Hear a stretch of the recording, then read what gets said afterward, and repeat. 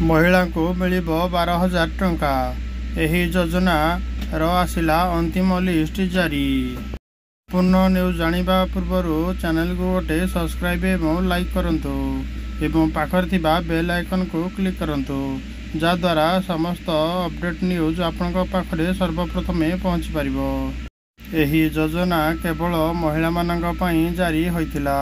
एहा द्वारा पूर्वरु अनेक महिला को लाभ मिलुथिबा बेले एबे पुणी एथिपाई लिस्ट जारी होइछि। एही योजना रे शामिल हेबाकू जदि आपण आवेदन करथिले तेबे आपण जारी होइतिबा लिस्ट जांच करंतु। एही योजना रे प्रत्येक मास रे महिला को अकाउंट को 1000 टंका जमा करी आसुचंती सरकार। एही भली भावरे वार्षिक महिला को आत्मनिर्भरशीलता पई 12,000 टंका जगाई दिया जाउछि।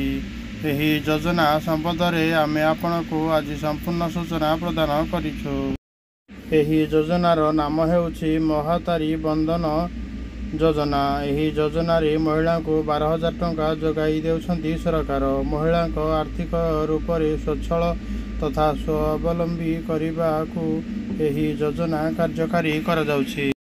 तेबे एही योजना पई वर्तमान एक नुआ हिताधिकारी लिस्ट जारी करा जाइछि। अधिकांश एही योजना संपर्क रे अवगत होई न पारुनाहंती, एणु एही योजनार लाभ मध्य उठाई पारुनाहंती। एही योजना रे शामिल हेबाकू एक निर्दिष्ट प्रक्रिया सह दस्तावेज आवश्यक रहिछि, एहा जानिबा जरूरी।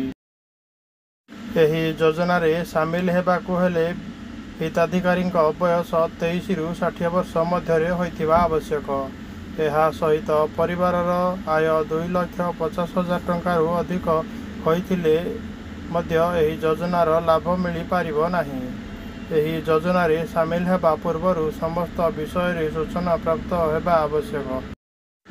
एही योजना रे शामिल हेबाकू हेले आवेदनकारी को प्रथमे ऑफिशियल वेबसाइट विजिट करबाकू हेबो।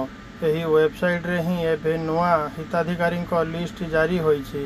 आवेदन पत्र भरिबा परे सबमिट को क्लिक करंतु। तेबे केवल छत्तीसगढ़ बासिंदा को एही योजनार लाभ मिली पारिबो। एही योजना केवल एही राज्य पई उद्दिष्ट अटे। सूचनाटी केमिति लागिला आपनका मतामत कमेंट रे निश्चिंत लिखंतु।